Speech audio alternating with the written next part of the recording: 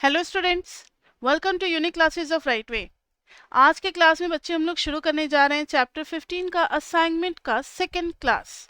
Assignment आप मेरे PDF देख सकते हो। आपने अगर सब्सक्राइब किया हुआ है तो आपको मिल जाएगा, वो वेबसाइट पे अपलोड किया हुआ है हम लोगों ने पीडीएफ। आप वहाँ से क्वेश्चन देख सकते हो। क्लास 1 में हम लोगों ने क्वेश्चन नंबर 30 तक किया था, आज 31 से करते हैं। 31 में है प्रूव दैट। ये भी अच्छा क्वेश्चन है। जैसे क्वेश्चन नंबर 30 था लास्ट क्लास का, लास्ट क्वेश्चन कितना ज्यादा टाइम ले लिया था, थोड़ा ट्रिकी सा था, वैसा ही क्वेश्चन नंबर 30 भी है। Prove that if u is equal to a x to the power a y to the power b, then हमें प्रूव करना है कि 1 by u x dash del by del x into u x y double dash upon u x dash into u y dash is equal to 1 by u y dash del by del y u x y double dash upon u x dash into u y dash.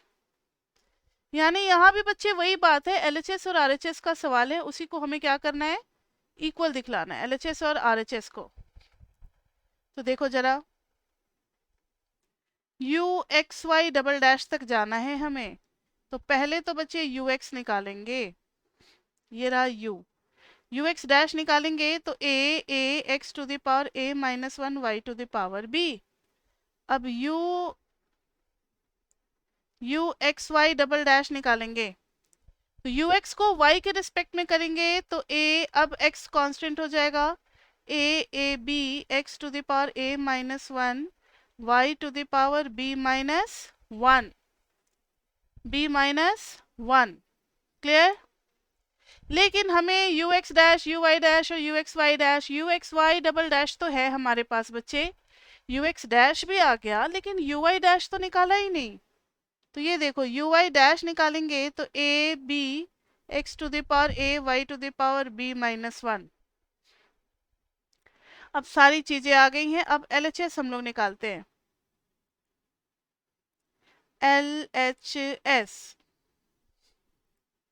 LHS में हमें चाहिए 1 by u x dash del by del x u x y double dash अपन u x dash into u y dash. 1 by u x dash मतलब a x to the power a minus 1 y to the power b, y to the power b del by del x.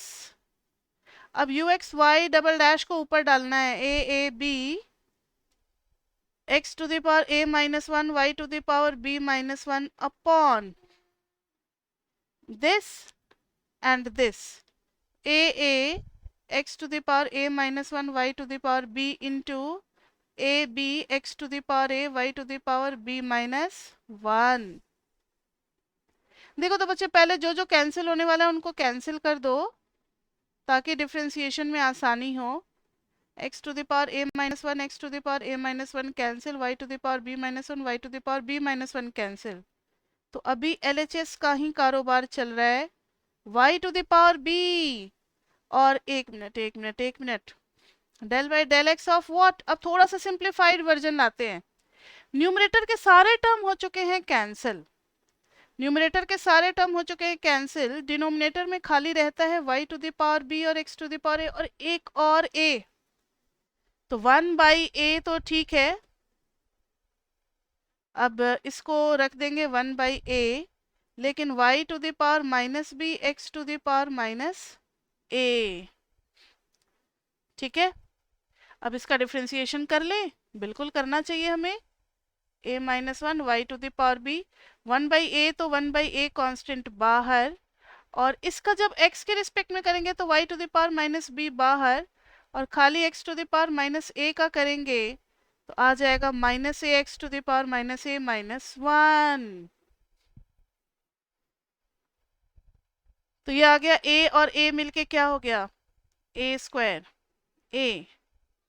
अच्छा, a cancel हो गया, cancel कर दो a को, ऊपर में minus है तो माइनस लगा दो, minus 1 by a square x to the power minus a और माइनस 1, ठीक है।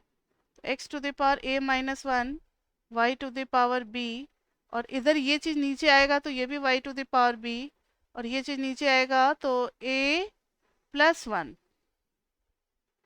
थोड़ा सा और सिंप्लीफाई करना है, a square x to the power कितना हो जाएगा, a minus 1 plus a plus 1, 1 1 cancel, 2a plus y to the power 2b। यानी एक तरीके से ये 1/ax इंटू है y x to the power a y to the power b का होल स्क्वायर हो रहा है। LHS क्लियर बच्चे?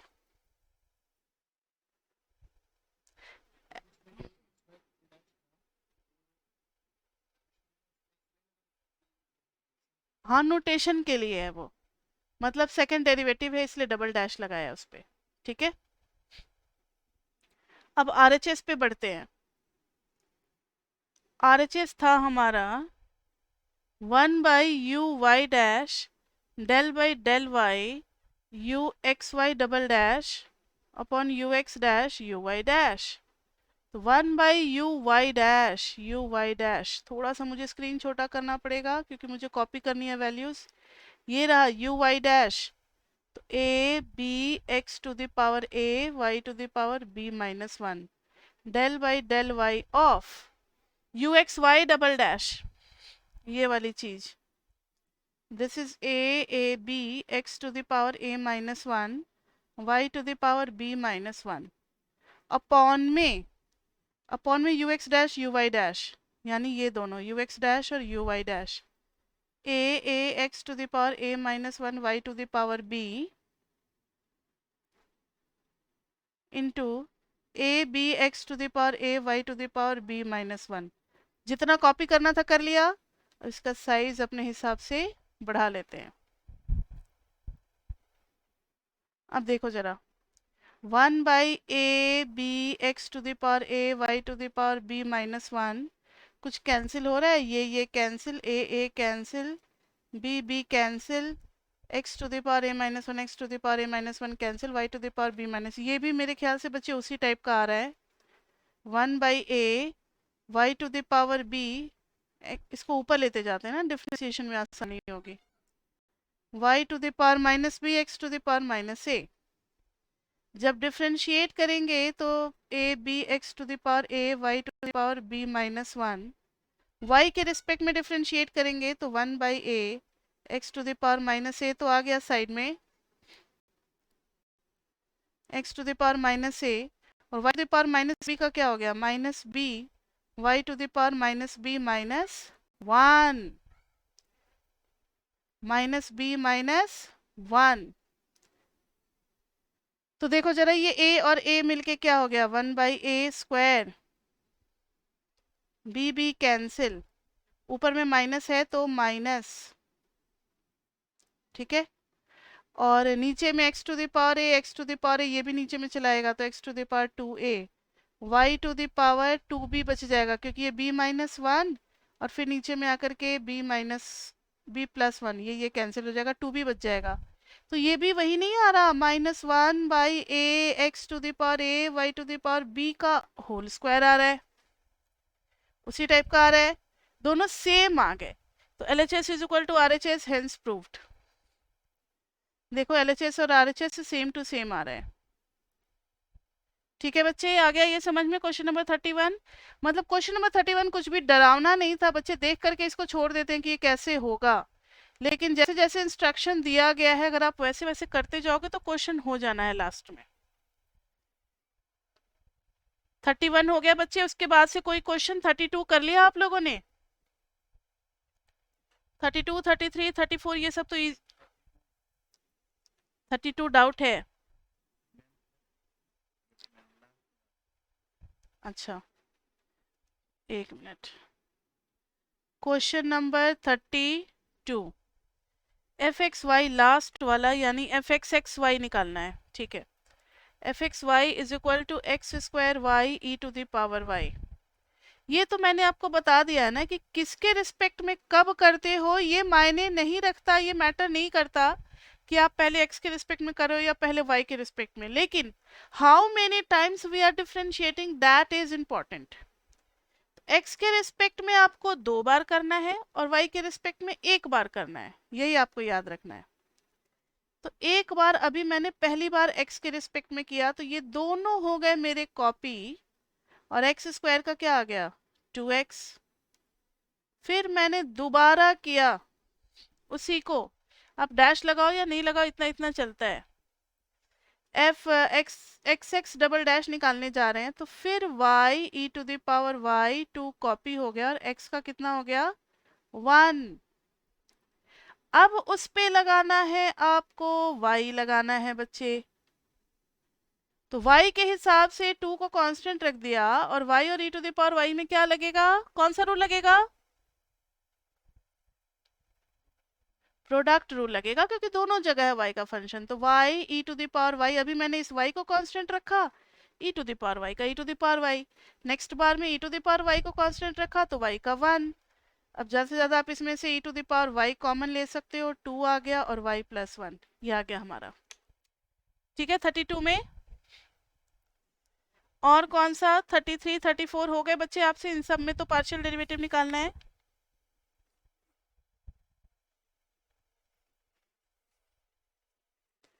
हो गए क्वेश्चंस या इसमें भी कुछ पूछने हैं किसी को,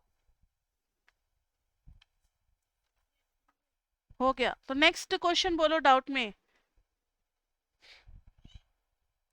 क्वेश्चन नंबर 35 हो गया होगा, टेंजेंट प्लेन का।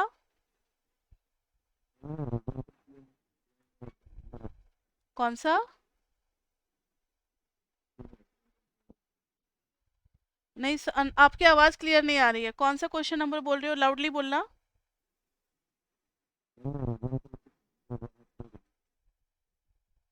Horizontal tangent plane to the surface, question number 37। 36 तो मैंने क्लास में करा रखा है, 35 का भी एक तो करा रखा है। 37 में ना क्वेश्चन में कुछ ये है कि find an equation for the each horizontal tangent plane to the surface, इसमें शायद पॉइंट मिसिंग है, शायद पॉइंट मिसिंग है, क्योंकि मैंने बहुत सारे बुक से ना क्वेश्चंस को कवर अप करके दिया है। अभी मुझे बुक ही नहीं मिल रहा है जिस बुक से मैंने दिया है, क्योंकि मैथ्स ऑनर्स भी हम लोगों के यहाँ चलती है ना, तो ये कोरोना की वजह से सब इधर उधर बुक हो गए हैं। तो क्वेश्चन नंबर 37 को अभी होल्ड पे डालो, ये मुझे इनकम्प्लीट लग रहा है, इसको हम चेक करके फिर बाद में बताएंगे कि ये इनकम्प्लीट है या क्या है। ठीक है, क्योंकि पॉइंट है ही नहीं तो बच्चा कैसे निकालेगा टेंजेंट प्लेन, पॉइंट तो होना चाहिए ना। 37 को अभी आप छोड़ दो आगे बढ़ो। 38 हो गया, 39 हो गया, 38 39 40 में किसी का कोई डाउट है तो जल्दी क्वेश्चन नंबर बोलो।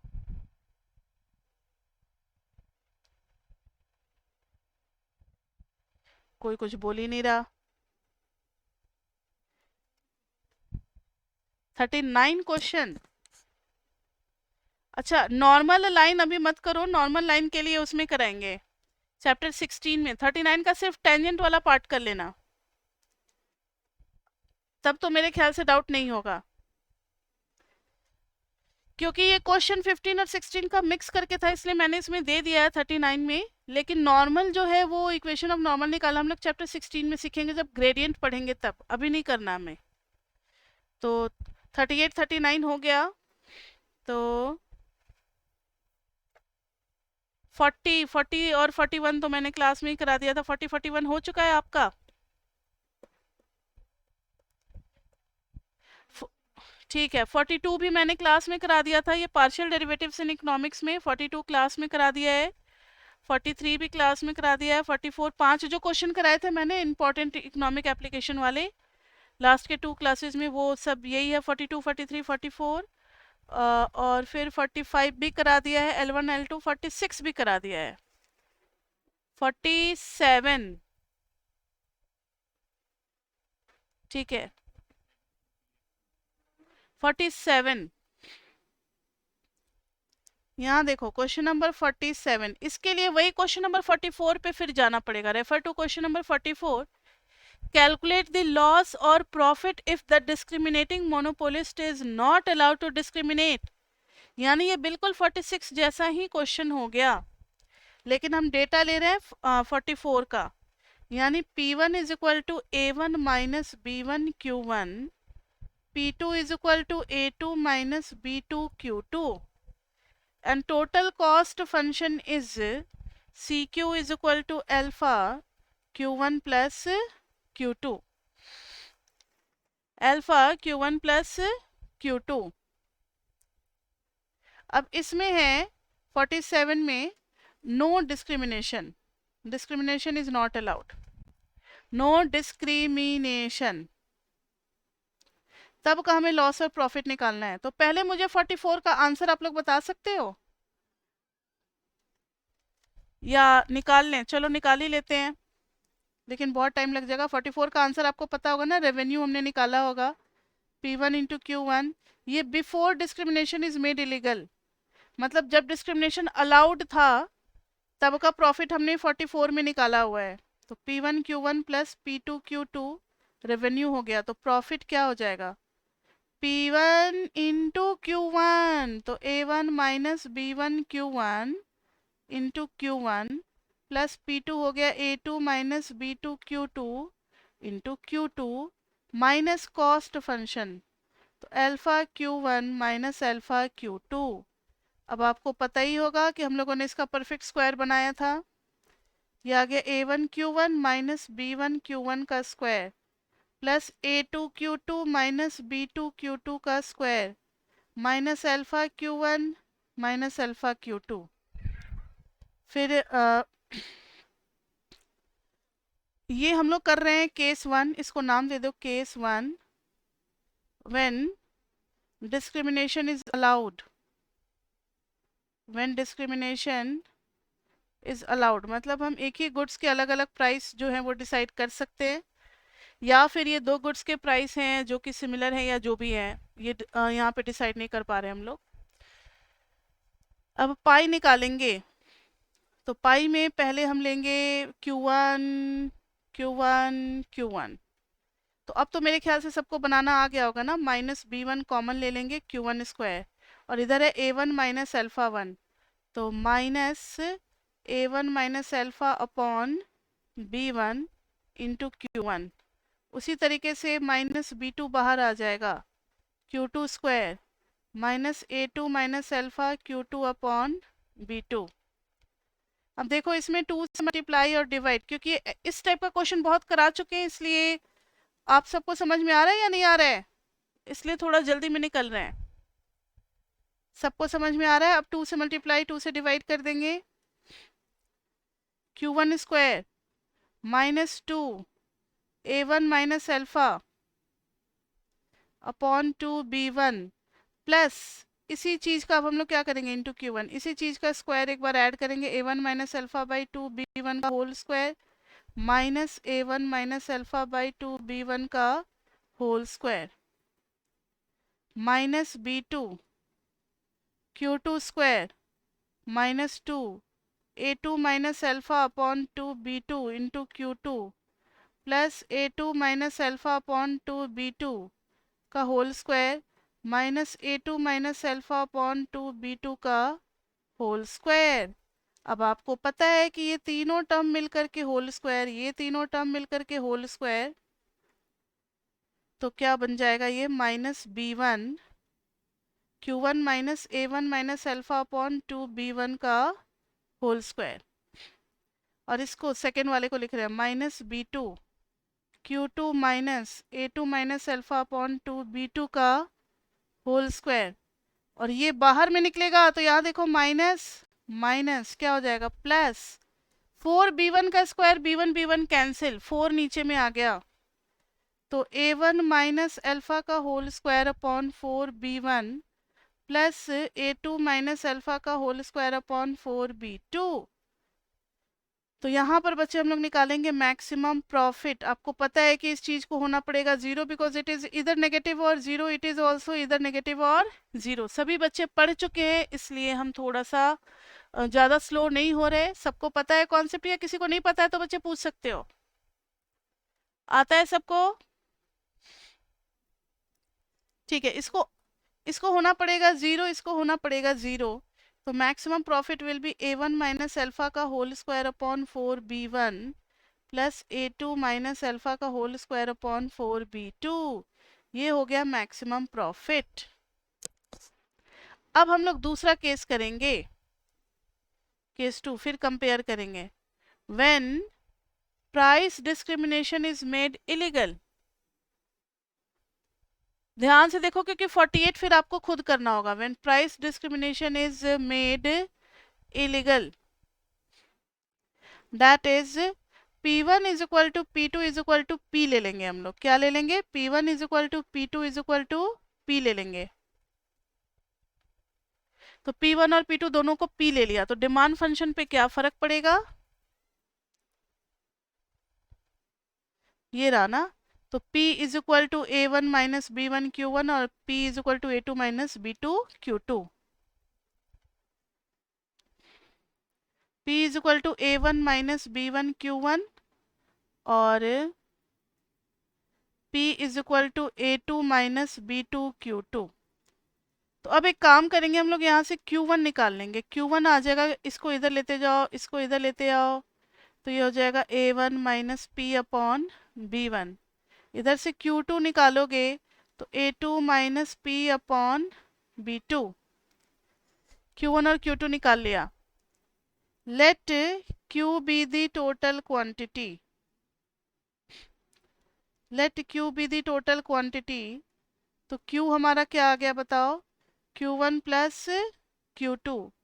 तो Q is equal to A1 minus P upon B1 plus A2 minus P upon B2। Q की वैल्यू आ गई। अब हमें करना क्या है? Q की वैल्यू तो आ गई, अब हमें प्रॉफिट निकालना है, रेवेन्यू भी निकालना है और प्रॉफिट भी निकालना है। कॉस्ट क्या था? कॉस्ट 45 में दे रखा है ना, 44 से रिलेटेड है। कॉस्ट जो था वो था अल्फा Q1 प्लस Q2, यानी कॉस्ट हो गया अल्फा Q, कॉस्ट हो गया अल्फा Q। तो अब हम प्रॉफिट निकालेंगे। प्रॉफिट निकाल देंगे तो हो जाएगा प्राइस इंटू क्वांटिटी और माइनस अल्फा Q। ये Q के टर्म्स में है कॉस्ट, तो रेवेन्यू को भी किसके टर्म्स में निकालना चाहिए? Q के टर्म्स में निकालना चाहिए। यानी अभी थोड़ा सा सिंप्लीफाई करना पड़ेगा। यहाँ पर बच्चे एलसीएम लो आप लोग। ये B1 B2 है तो थोड़ा ज़्यादा दिमाग खर्च करना ही पड़ेगा। ये तो है, नंबर रहते तो सॉल्व हो जाते ना। B1 B2 ले लिया। अब एलसीएम लोगे तो क्रॉस मल्टीप्लिकेशन करना पड़ेगा, दिस। तो A1 B2 minus P B2 plus A2 B1 minus P B1, इसको इधर लेते आओ तो Q B1 B2 is equal to P यहाँ है, P यहाँ है, A1 B2 plus A2 B1 plus A2 B1 minus P, तो B1 प्लस B2। तो यहाँ से बच्चे P की वैल्यू आप लोग निकाल सकते हो। P की वैल्यू आ जाएगी, ये इधर आएगा, ये इधर जाएगा और फिर इससे डिवाइड कर देंगे। तो ये हो जाएगा A1 B2 plus A2 B1 minus Q B1 B2। देख रहे हो कितना पेशेंस रखना पड़ रहा है, कितना पेशेंस। ये हो गया P। अब पता है प्रॉफिट फंक्शन क्या हो जाएगा? P into Q minus cost. अब इस P को आप डाल दो, इस पूरे P को डाल दो, P इंटू क्यू कर दो। तो A1 B2 plus A2 B1 minus, सब में क्यू क्यू मल्टीप्लाई कर दे, A1 B2 Q plus A2 B1 Q minus B1 B2 Q square, सब में क्यू से मल्टीप्लाई किया है, upon B1 plus B2 minus cost क्या आ रहा है? Alpha Q. अब बच्चे इसके आगे का काम मुझे लगता है आपको खुद करना चाहिए। ये ऊपर जाएगा तो A1 B2 Q plus A2 B1 Q minus B1 B2 Q square. अच्छा ठीक है, अब तो सिर्फ क्यू ही है ना अननोन, तो इतना क्यों हम लोग दिमाग खर्च करें।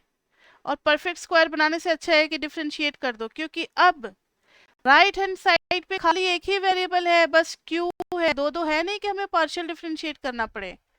तो for maximum profit d pi by d q must be equal to 0, d pi by d q must be equal to 0। तो क्यू का कोफिशिएंट बच जाएगा A1 B2, इधर आ जाएगा A2 B1 minus 2b1 b2 q, कैसे pen चल रहा है देखो बताओ, q ये 2 है, अपॉन में b1 plus b2 minus alpha is equal to 0। यहाँ से q निकाल लेंगे और फिर मैक्सिमम प्रॉफिट भी निकल जाएगा। तो यहाँ से बच्चे q निकाल सकते हैं ना हम लोग, q क्या आ जाएगा, हम डायरेक्टली निकाल देते हैं, अल्फा उधर जाएगा, फिर ये b1 प्लस b2 जा करके मल्टीप्लाई हो जाएगा, और उसके बाद से ये दोनों भी उधर जाएंगे, माइनस हो जाएंगे, ये दोनों भी उधर जाएंगे, माइनस हो जाएंगे, a1 b2 minus a2 b1, और फिर इससे डिवाइड करना होगा, अपॉन में -2b1 b2, और इसको पुट करके फिर मैक्सिमम प्रॉफिट निकाल लेंगे, और फिर बता देंगे कि उससे जो भी आ रहा है हमारा earlier profit minus this pi one minus pi two, let it be pi two, pi two ये सेकेंड प्रॉफिट फंक्शन है ना, let it be pi two when price discrimination is made illegal, और उसके पहले जो था वो था पाई1, तो मैक्सिमम पाई1 निकाला हुआ है, मैक्सिमम पाई2 निकाल लेंगे, and difference between maximum pi one and maximum pi two gives us profit और लॉस। तो यहाँ पर कोई एग्जैक्ट वैल्यू +20 या -20 ऐसे तो आएगा नहीं जो कि हम डिसाइड कर पाए, तो हमें दो केस बना करके लिखने होंगे। If this is positive we are getting profit, sorry loss, and if this is negative then we are getting profit. ठीक है, इसी के जैसा बिल्कुल क्वेश्चन नंबर 48, यस देखो पहले अगर मान लो आ रहा था 3200, अब आ रहा है 3100, तो 3200 में से 31 माइनस करोगे, बच रहा है पॉजिटिव, तो इतना लॉस हो रहा है ना, लॉस ऑफ 100 रुपीज। तो अगर पॉजिटिव बचेगा, पहले वाले पाई1 में से पाई2 को माइनस किया है और पॉजिटिव बच रहा है, यानी अब नए वाले में price discrimination is made illegal के बाद वो हो गया है कम, इसीलिए पॉजिटिव बच रहा है, तो हम कहेंगे लॉस ऑफ उतना, और अगर नेगेटिव बचेगा तो हम कहेंगे प्रॉफिट ऑफ इतना। ठीक है, 48 भी बिल्कुल इसी के जैसा है जो कि हमें 45 पे अप्लाई करना है, when price discrimination is not allowed. तो 48 में बस एक हम आपको हिंट दे देते हैं, उसके बाद से आप लोग ट्राई करना। 48 में price discrimination is not allowed, यानी wage 1 wage 2 is equal to W लेकर के आपको आगे बढ़ना है सेम तरीके से। ठीक है, और यहाँ पर आप L is equal to L1 plus L2 मान लेना। ये दो हिंट के साथ आप क्वेश्चन कर सकते हो इसमें। नेक्स्ट है क्वेश्चन नंबर 49, यस किसी को कुछ पूछना है?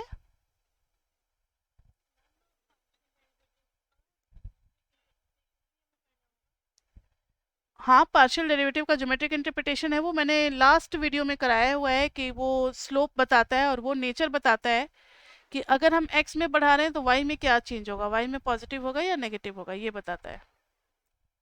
ठीक है, लेवल कर्व वाला डायग्राम जो बुक से एक मैंने कहा था ना, बनाया था लास्ट क्लास, लास्ट वीडियो देख लेना, उसमें आ जाएगा समझ में।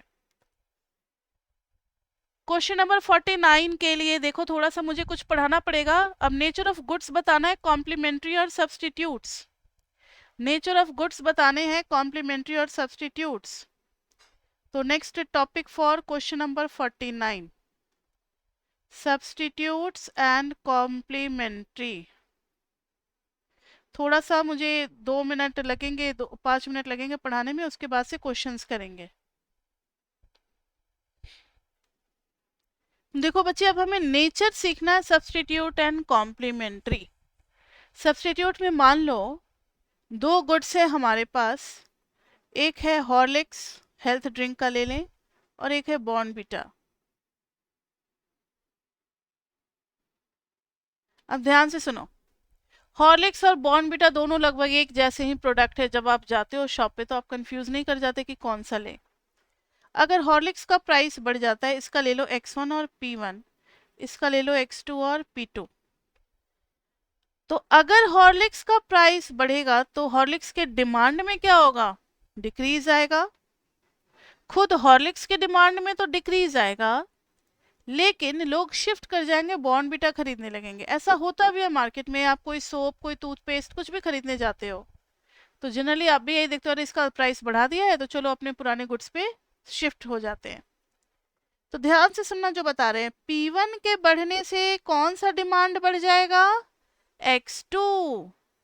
अगर P1 बढ़ता है तो X1 का डिमांड खुद कम हो जाएगा, डाउन, लेकिन X2 क्या हो जाएगा? बढ़ जाएगा। X2 बढ़ रहा है P1 के साथ, यानी del X2 by del P1 will be positive. Del X2 by del P1 will be positive. X2 को विथ रिस्पेक्ट टू P1 करेंगे तो वो पॉजिटिव आएगा, यानी खुद P1 के बढ़ने से तो X1 कम हो रहा है, खुद P1 के बढ़ने से तो X1 कम हो रहा है, लेकिन X2 क्या हो रहा है? इंक्रीज हो रहा है, क्योंकि दोनों गुड्स सब्स्टिट्यूट है तो X1 की बजाय लोग X2 पे शिफ्ट कर जा रहे हैं।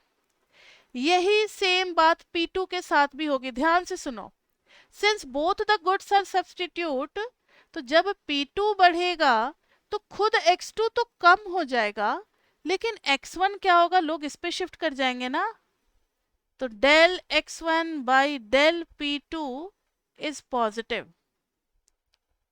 तो ये होता है सब्स्टिट्यूट गुड्स के लिए। तो याद हो गया, सब्स्टिट्यूट गुड्स के लिए कैसे हम लोग याद करते हैं? क्रॉस, यानी ये 2 है तो ये 1, ये 1 है तो ये 2, यानी फर्स्ट डिमांड को सेकंड प्राइस और सेकंड डिमांड को फर्स्ट प्राइस, फर्स्ट डिमांड को सेकंड प्राइस। दोनों ही अगर पॉजिटिव आते हैं that means the goods are substitutes. यानी चैप्टर 15 में हम लोग पार्शियल डेरिवेटिव तो निकाल रहे थे, यहाँ तक भी हम लोगों ने सीख लिया था कि पॉजिटिव और नेगेटिव होगा डिसाइड करने का, लेकिन इससे फायदा क्या होगा? तो अगर दोनों क्रॉस वाले पॉजिटिव आते हैं, क्रॉस वाले ही सिर्फ देखने, अगर दोनों पॉजिटिव आ जाते हैं इसका मतलब goods are substitutes. Complementary goods का कोई एक एग्जांपल दोगे जो आप लोग बहुत ज्यादा पढ़ते हो माइक्रो मैक्रो में?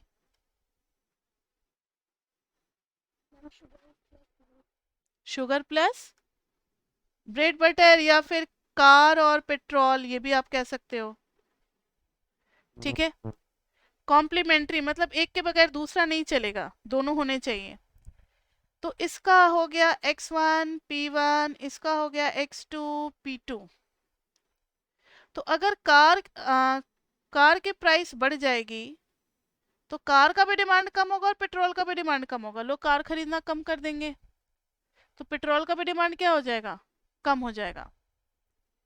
कार ने अगर प्राइस बढ़ा दिया, बहुत सारे लोग जो थे कार खरीदने वाले, वो उन लोगों ने अपना प्लान पोस्टपोन कर दिया कि नहीं इस साल कार नहीं खरीदते हैं, अगले साल देखेंगे, अगर इंडियन मार्केट में कुछ आता है, अपना इंडियन ब्रांड अगर कुछ बनाता है सस्ता कार तो लेंगे। तो इसका मतलब है P1 के बढ़ने से X2 जो है वो डिक्रीज हो रहा है। अब उल्टा चलो, अगर पेट्रोल का प्राइस बढ़ गया तो कुछ लोग कार को 1-2 महीने के लिए खड़ी कर देंगे अपने गैराज में कि भाई बहुत महंगा पड़ रहा है, एक इंसान को ऑफिस जाना है और 5 सीटर कार लेकर के बढ़ रहे हैं, पेट्रोल का खर्चा बढ़ा रहे हैं, उससे अच्छा चलो मेट्रो से चले जाते हैं या लोकल बस से ही चले जाएंगे। तो उन्होंने कार का भी डिमांड क्या होगा? कम हो गया P2 के साथ, यानी यहाँ पर जो क्रॉस वाला है del X1 by del P2 ये आएगा नेगेटिव, यानी दोनों एक जैसे गुड्स हैं, P2 प्राइस बढ़ेगा तो भी X1 कम होगा और X2 कम, दोनों एक साथ होंगे। कॉम्प्लीमेंट्री गुड्स के लिए del X2 by del P1 भी होगा नेगेटिव। याद हो गया? नेगेटिव क्यों? क्योंकि एक के बढ़ने से दूसरा क्या हो रहा है? डिक्रीज हो रहा है, और ये पॉजिटिव इसलिए क्योंकि एक के बढ़ने से दूसरा क्या हो रहा है? इंक्रीज हो रहा है। तो दोनों में हम सिर्फ क्रॉस वाला निकालते हैं, सेम वाला निकालने की जरूरत नहीं है। Del X1 by del P1 मत निकालना, del X2 by del P2 मत निकालना। तो इसी पे बेस्ड है क्वेश्चन नंबर 49। अब हम लोग क्वेश्चन नंबर 49 करने लायक अपना जानकारी इकट्ठा कर चुके हैं, तो फर्स्ट क्वेश्चन पे आते हैं। Find the nature of goods if they are competitive और सब्स्टिट्यूट्स। इसमें हम आपको आंसर बता दें कि कॉम्प्लीमेंट्री में है ए और सी, बी और डी है सब्स्टिट्यूट गुड्स। अगर वहाँ आंसर नहीं लिखा हुआ है तो आप लिख लो कहीं पर, ए और सी जो है वो है कॉम्प्लीमेंट्री और बी और डी जो है वो है सब्स्टिट्यूट गुड्स। तो देखना, ए में है x1 is equal to 100 upon P1 square P2, पहला डिमांड फंक्शन। दूसरा डिमांड फंक्शन है 50 अपॉन P1 P2 स्क्वायर। हमें नेचर ऑफ गुड का पता लगाना है। तो x1 को किसके रिस्पेक्ट में करेंगे, P1 या P2? P2 के रिस्पेक्ट में, क्रॉस वाला करना है। P2 के रिस्पेक्ट में करेंगे तो जहां जहां P1 है और कांस्टेंट है उनको जल्दी से बाहर निकाल दो, मुझे अच्छा नहीं लग रहा। अब थोड़ी सी टेंशन खत्म हो गई, 1/P2 रह गया ना, खाली अंदर में जिसको डिफ्रेंशिएट करना है। अब 100/P1 स्क्वायर कर दिया, 1/P2 का क्या हो जाएगा, -1/P2 का स्क्वायर। तो ये आ गया बच्चे, क्या लिखें जब पेन ही नहीं चल रहा है, तो -100 अपॉन, पेन को भी लगता है कोरोना लग गया है, -100 upon P1 square P2 square. ये देखो P1 स्क्वायर क्या कभी नेगेटिव होगा, P2 स्क्वायर क्या कभी नेगेटिव होगा, 100 क्या कभी नेगेटिव होगा, नहीं। लेकिन ये जो एक बाहर में नेगेटिव है ये क्या कर देगा पूरे चीज को नेगेटिव, ठीक है। अब इसी तरीके से एक बार del x2 by del P1 भी निकालेंगे। तो यहाँ P1 के रिस्पेक्ट में तो ये सारी चीजें बाहर कर देंगे, तो 50/P2 स्क्वायर को बाहर निकाल दो, del by del P1 1/P1 का, तो this is 50/P2 square, 1/P1 का आ गया -1/P1 स्क्वायर, तो this is -50 upon P1 square P2 square, this is again negative.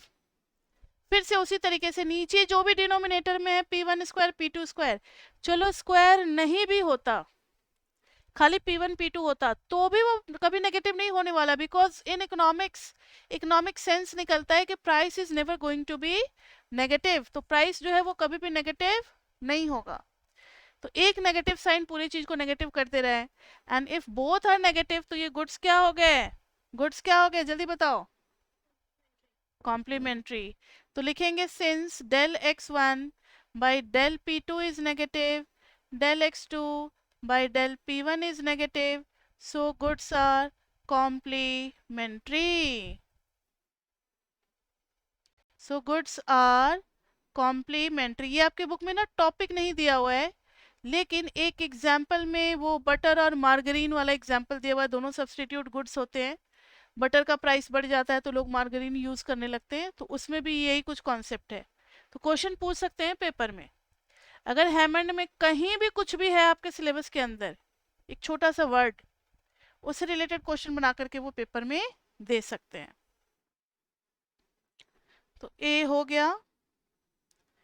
अब हम आप लोगों से करवाना चाहेंगे एक एक्सपोनेंशियल वाला, बी पार्ट करना है आपको, सभी को बी पार्ट करना है, जिनके पास नहीं है वो यहाँ देखो, असाइनमेंट नहीं है तो x1 is equal to P1 to the power -0.2 e to the power 0.4 P2, और सेकेंड डिमांड फंक्शन है x2 is equal to P2 -0.5 e to the power 0.6 P1।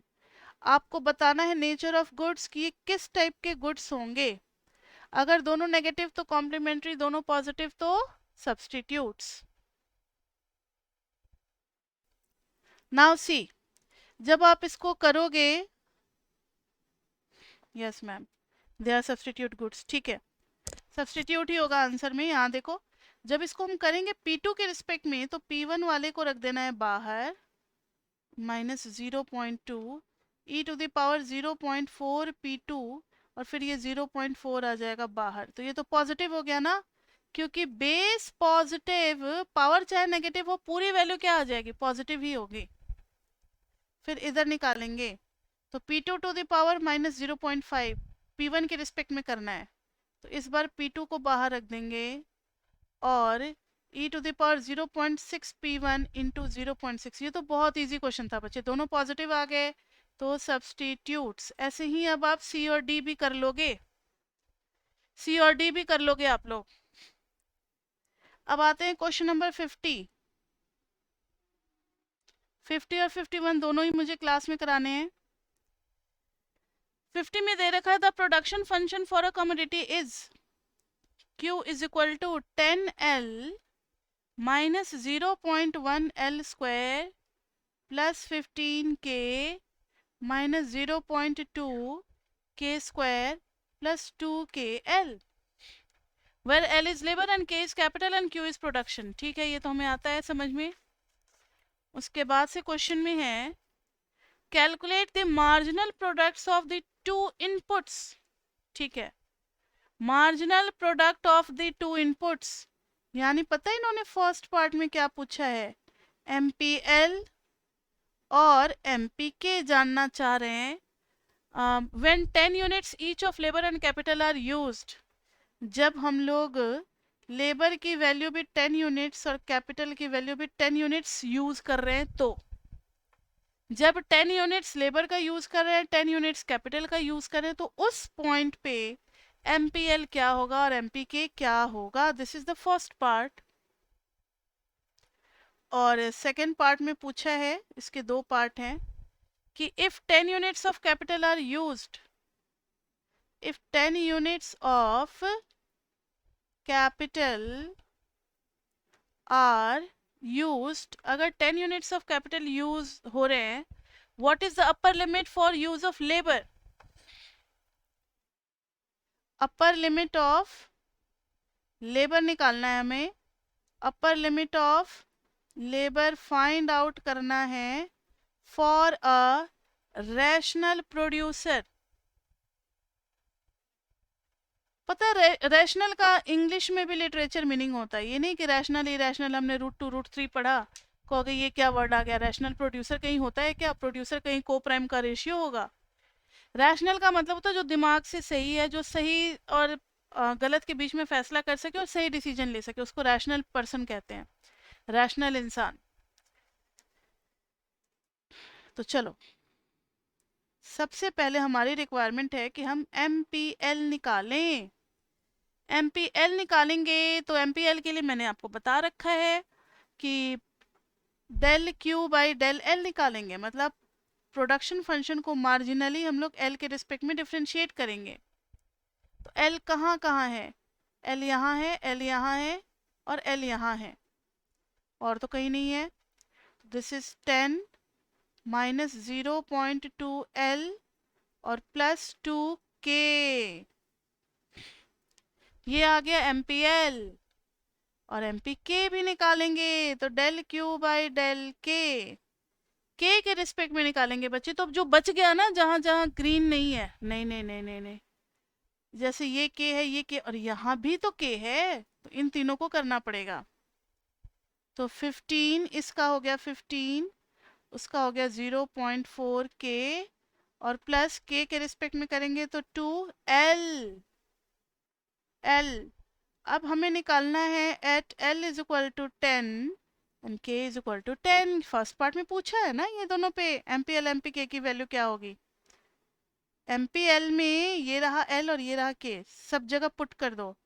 10 minus 0.2 into 10 plus 2 into 10, ये हो गया 20, 10 30 और 0.2 into 10 is 2, 30 में से 2 गया तो आ गया 28।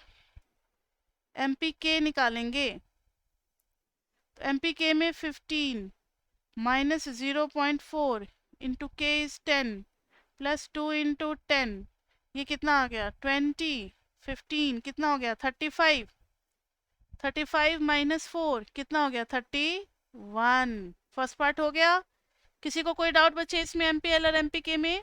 MPL को कहते हैं मार्जिनल प्रोडक्ट टू लेबर, मतलब कैपिटल अगर उतना ही इन्वेस्ट कर रहे हैं और एक लेबर बढ़ा रहे हैं तो प्रोडक्शन कितने से इंक्रीज होगा, यही होता है MPL। और MPK क्या होता है कि अगर लेबर सेम है, ज़्यादा इन्वेस्ट कर रहे हैं in the terms of capital, तो अब बढ़ा हुआ कैपिटल इन्वेस्टमेंट कितना प्रॉफिट जनरेट करेगा, सॉरी प्रोडक्शन कितना जनरेट करेगा, दैट इज MPK। क्लियर बच्चे फर्स्ट पार्ट? तो अब हम लोग सेकेंड पार्ट पे चलेंगे। सेकेंड पार्ट में करना क्या है जरा वो समझ लो, तो फिर काम आसान हो जाएगा। ध्यान दो, मतलब 10 यूनिट्स ऑफ कैपिटल यूज किया जा रहा है तो हमें लेबर निकालना है। लेबर का क्या होगा, लिमिटेशंस। लेबर का लिमिट क्या होगा, लिमिटेशंस। तो ध्यान से सुनो, इसके पीछे एक लॉजिक ये है कि एमपीएल कभी नेगेटिव हो सकता है क्या, एमपीके कभी नेगेटिव हो सकता है क्या? मैंने पूछा है क्वेश्चन। कभी भी एमपीएल नेगेटिव नहीं होगा, कभी भी एमपीके नेगेटिव नहीं होगा, क्योंकि कोई भी इनपुट फैक्टर आप बढ़ाओगे तो प्रोडक्शन तो बढ़ना ही बढ़ना है। इनपुट फैक्टर चाहे आप कितने से भी बढ़ाओ, प्रोडक्शन बढ़ेगा ही बढ़ेगा। तो एमपीएल पॉजिटिव होगा, एमपीके पॉजिटिव होगा, दोनों में से आप कोई भी एक ले करके बढ़ सकते हो। तो लिखोगे from economic theory we know that, from economic theory we know that MPL is greater than 0।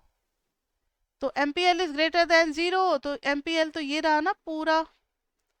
तो 10 minus 0.2L plus 2K should be greater than 0। लेकिन लेकिन लेकिन कैपिटल का भी तो 10 यूनिट्स हमें दे रखा है, उसको तो यूज किया ही नहीं। चलो करते हैं। तो कैपिटल की जगह हम लोग 10 यूनिट्स डाल देंगे, तो 10 माइनस 0.2L यहाँ पर डाल देंगे 10, एंड दिस शुड बी ज्यादा से ज्यादा चलो इक्वल टू 0 हो सकता है। इक्वल टू 0 हम ले सकते, लेकिन नेगेटिव तो कभी नहीं लेंगे।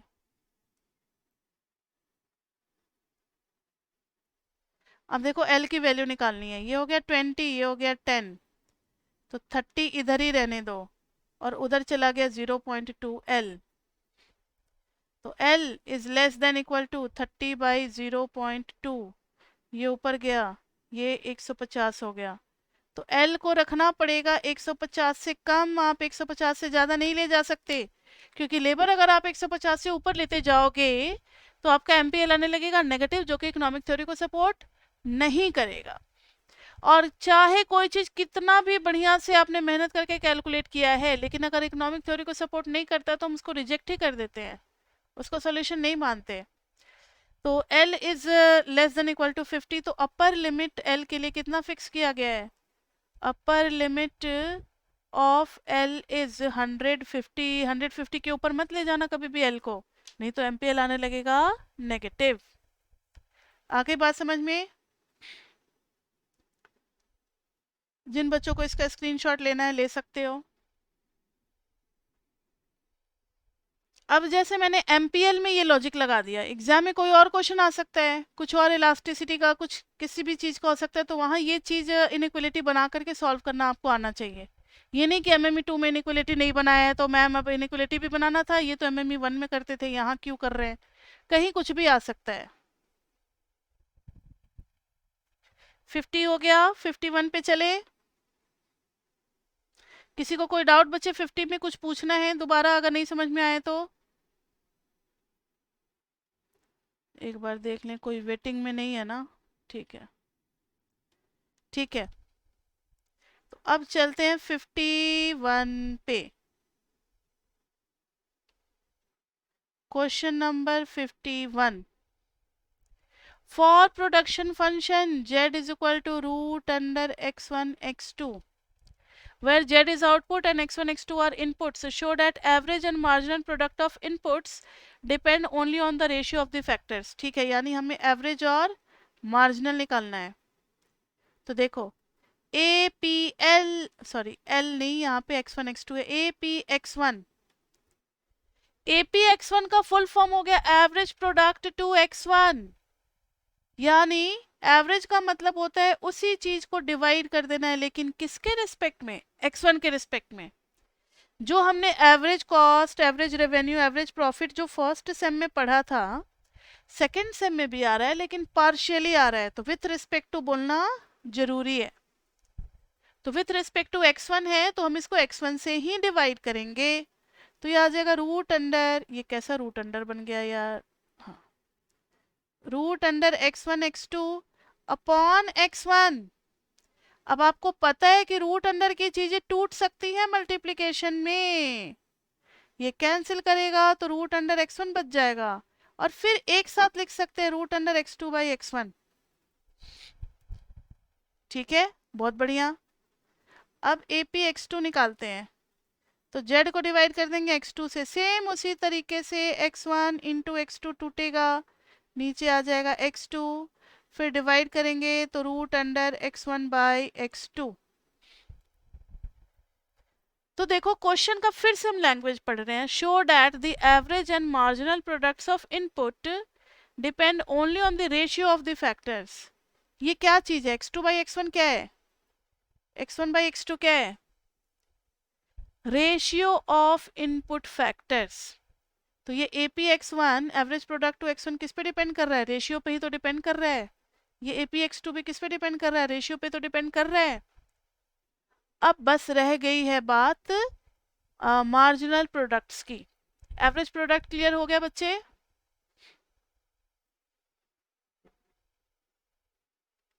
अब हम करेंगे MPX1 यानी del Z by del x1. x1 के रिस्पेक्ट में करेंगे तो रूट है, तो पहले तो बच्चे 1/2 रूट अंडर x1 x2 लगेगा. फिर अंदर में जो है x1 x2 का करेंगे तो क्या बच जाएगा? x2. फिर ये आ गया 1/2 x2 by root under x1 into root under x2. इससे कैंसिल करेंगे root under x2. So this is 1/2 root under x2 by x1. तो ये भी तो रेशियो आ गया. तो MPX1 किस पे डिपेंड कर रहा है? Ratio of input factors. चाहे x2 बाई x1 हो या फिर x1 बाई x2 हो, दोनों ही केस में रेशियो ऑफ इनपुट फैक्टर्स माना जाएगा. अब बस रह गया है MPX2 निकालने की बारी. MPX2 इस चीज को x2 के रिस्पेक्ट में, तो 1/2 रूट अंडर x1 x2, और फिर अंदर वाले चीज को जब x2 के रिस्पेक्ट में करेंगे तो x1 बच जाएगा. फिर उसी तरीके से 1/2 into x1 root under x1 root under x2. तो ये आ जाएगा 1/2 root under x1 upon x2. तो ये रेशियो हो गया इनपुट फैक्टर्स का. यानी ये भी मार्जिन प्रोडक्ट किस पे डिपेंड करता है? रेशियो ऑफ इनपुट फैक्टर्स पे. क्लियर बच्चे? तो यही हमें प्रूव करना था. लास्ट में एक लैंग्वेज लिख देंगे clearly. All APX1 APX2 MPX1 MPX2 depends upon either x2 by x1 or x1 by x2. That means all are depending upon input factors ratio. ठीक है बच्चे?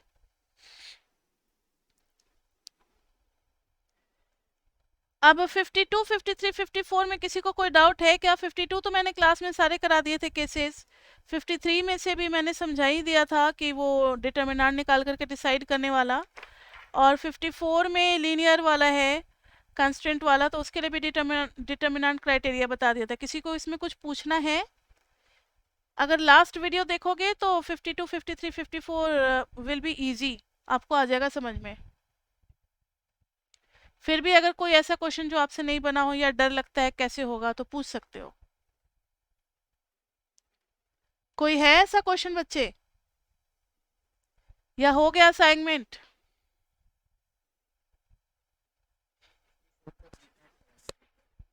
बी पार्ट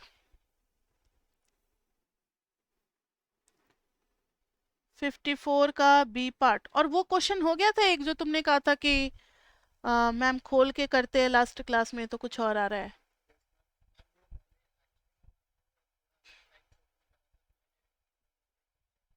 हाँ अच्छा, लास्ट में हो गया था. ठीक है ठीक है ठीक है. 54 का बी. देखो बच्चे सभी कोई 54 के बी में है, फंक्शन है 2x² minus 4xy plus y² subject to 3x plus 4y is equal to 0. अब आप इसको कंपेयर करो. जो हमने पढ़ा है कंपेयरिंग विथ, क्या पढ़ा है हमने? ax² plus 2bxy plus cy² subject to px plus qy is equal to 0. जब इसके साथ हम कंपेयर करते हैं तो हमें मिलेगा, we get a is equal to 2, 2b is equal to -4. यहाँ देखते चलो, a की वैल्यू 2, 2b की वैल्यू -4, c की value 1, c is equal to 1, और p इज इक्वल टू, देखो तो जरा, p is equal to 3, q is equal to 4. तो P is equal to 3, Q is equal to 4 और इसका डिटर्मिनेंट क्राइटेरिया आपको याद है, तो B इज इक्वल टू आ गया -2। डिटर्मिनेंट क्राइटेरिया है 0 P Q।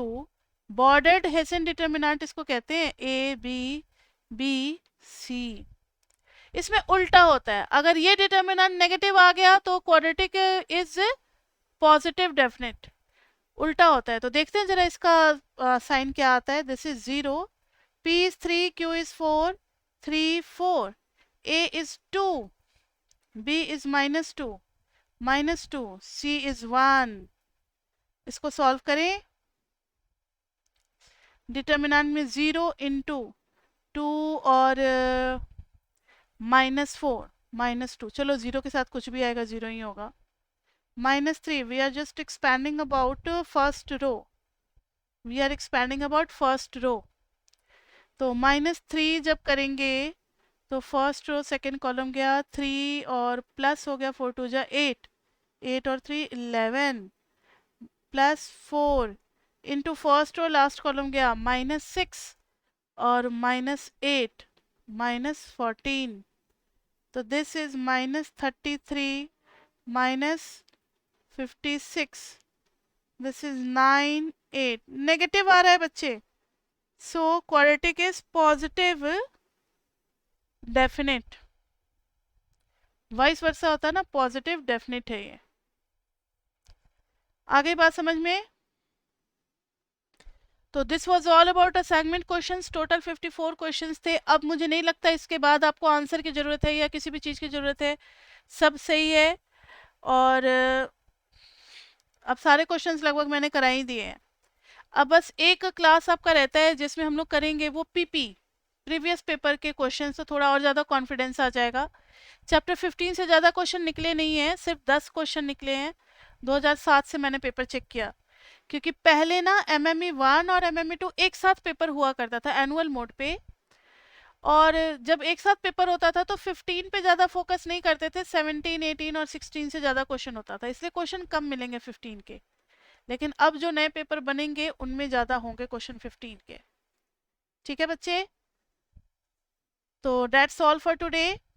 मिलते हैं फिर हम लोग नेक्स्ट क्लास में, हमारे प्रीवियस पेपर की क्लास होगी। एक और क्लास देना हमें चैप्टर 15 पे, यानी आज ट्यूसडे है तो कल वेडनेसडे है, थर्सडे को हमारा चैप्टर 16 शुरू हो जाएगा। और एक और आपको अनाउंसमेंट कि चैप्टर 16 में एक भी दिन आपको एब्सेंट नहीं होना है। चैप्टर 16 बहुत इंपॉर्टेंट है। 25 से 30 नंबर के क्वेश्चन चैप्टर 16 से अकेले आते हैं आपके पेपर में। इतना लेंदी और उसमें इतना कुछ है पढ़ने को। चैप्टर 16 में वैरायटी ऑफ टॉपिक्स बहुत ज़्यादा है, इसलिए उसमें आपको एब्सेंट नहीं करना, उसमें तो रेगुलर रहना ही रहना है। ओके बच्चे, तो then see you tomorrow at the same time and we will be doing PP, that means previous paper.